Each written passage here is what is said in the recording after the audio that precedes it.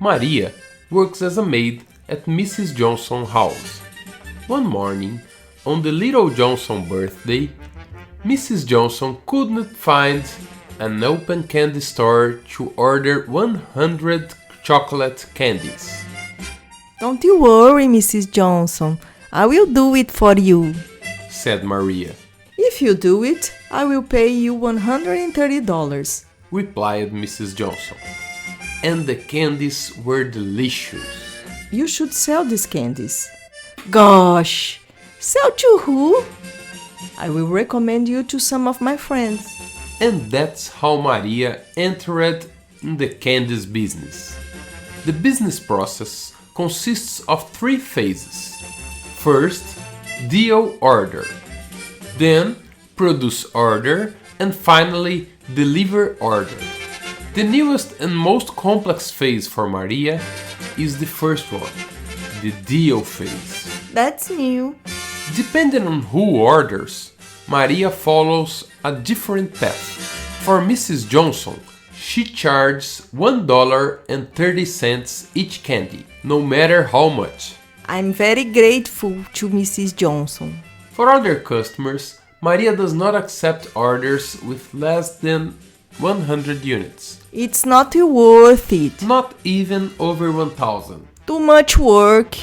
In addition, Maria does not accept requests for the same day. Jesus, no rush for me.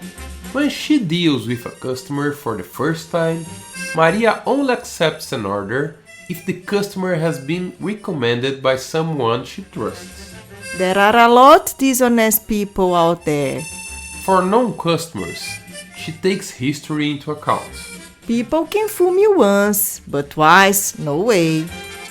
For new or well-known customers, the price of each candy is $1.60. And that is how we draw the process flow for deal order.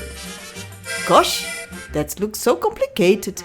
We can simplify the design if we separate the business process from the business rules. The first step to deal an order is to check the eligibility of the order. In a little while, we will see the rules that control this step. If the order is not eligible, it's going to be cancelled and the candies won't be made. The price must be calculated only for eligible orders. There are also rules to help here too. And with that, the deal is complete. Gosh, is that all? What happened with all that complicated flows? The process is really simple if we separate it from the business rules. Let's see the first rule. To decide if an order is eligible, we need to determine the customer type and know if it's worth it. We can show all possible results in a table. VIP customers orders are always eligible. Regular customers are only eligible if it's worth it. And bad customer, I'm out. But how do I know it's worth it? This is defined in another rule that depends on the quantity and the deadline. For what we have seen, an order is only worth it for quantities between 100 and 1000, and with deadlines of at least 1 day to produce. That's right. Another rule is used to determine whether the customer type is VIP, regular or bad. This depends on the payer profile, reference, and who is the customer. Currently, only Mrs. Johnson is considered a VIP client. I'm very grateful to Mrs. Johnson. Customers who have already bought before and paid on time or with any reference are considered regular. Unknown or swindler customers are considered bad. People can fool me once, but twice, no way. This is what the payer profile rule seeks to avoid, questioning whether it's the first order of a customer and, if not, if he or she paid on time. Only a good history defines a good payer. Otherwise, one must be classified as a swindler or a no. The order is checked based on this family of business rules. And they are not mapped in the process flow, because they are not activities, but rules that guide decisions.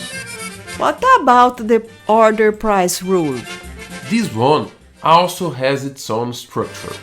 It depends on the customer type and the requested quantity. Customer type is VIP, regular, or bad thing, right? That's right. We already have this rule model. The price will be calculated as quantity multiplied by $1.30 for VIP customers and by $1.60 for any other. The process got really simple. And better than that, separated from the business rules. In the future, we may change the formula for price or the rules that define who is a VIP, and the process will remain stable. I love it. The separation between processes and rules is a fundamental concept in business modeling and can greatly help you to simplify and manage organizations.